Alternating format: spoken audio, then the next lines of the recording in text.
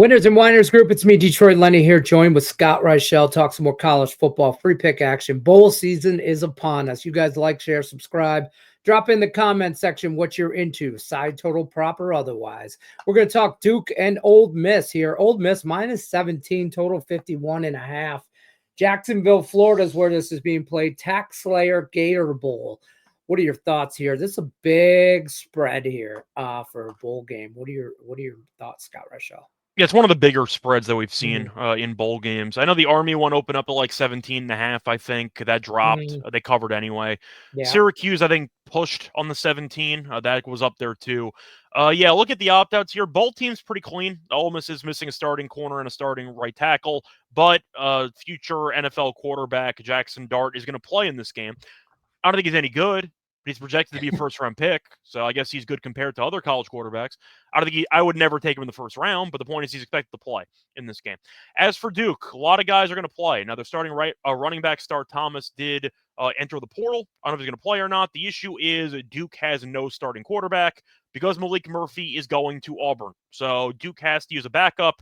Besides that, though, should be close 100%. Now, the issue you run into for Duke here is twofold. One, it is how bad the ACC's been in bowl games. They are currently 0-10 ATS.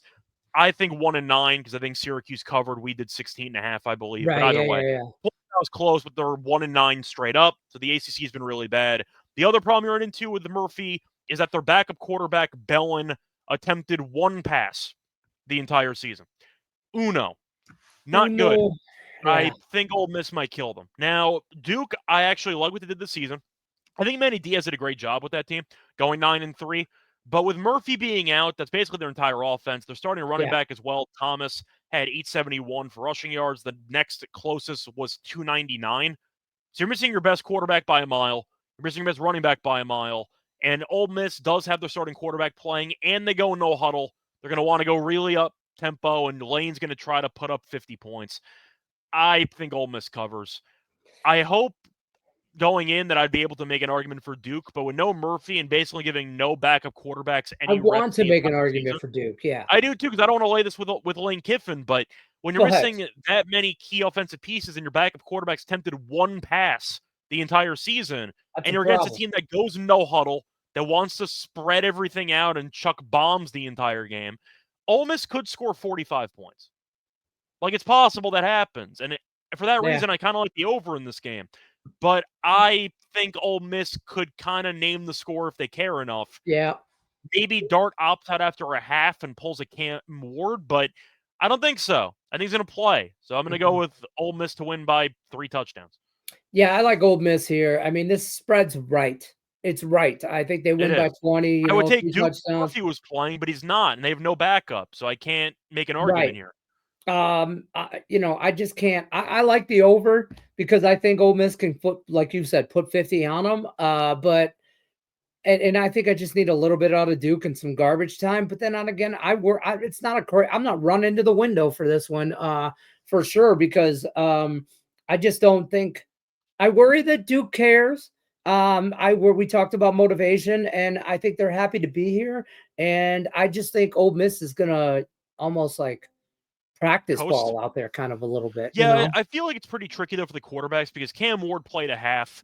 He knows he's going top 2, top 3. Right. Shedeur played the entire game. I don't think anybody on Colorado actually cared. Just watching them play. They got curb stomped by BYU in that game.